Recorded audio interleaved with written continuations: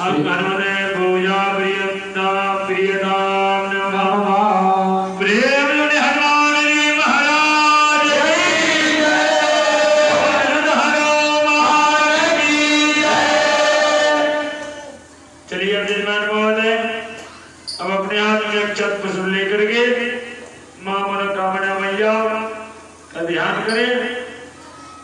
अक्षत पुष्प लिया जाए।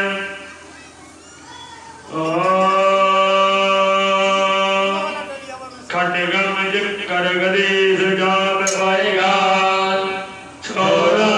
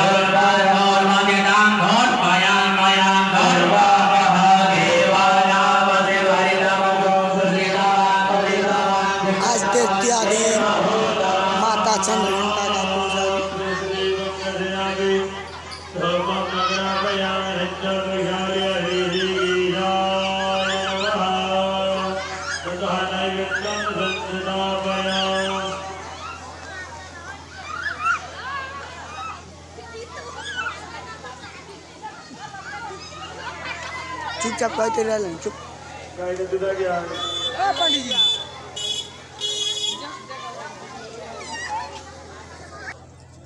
जी भाई बड़ी कौन यहाँ की माता में बहुत शक्ति है उम्र के बोले की चाहिए और सब यहाँ पे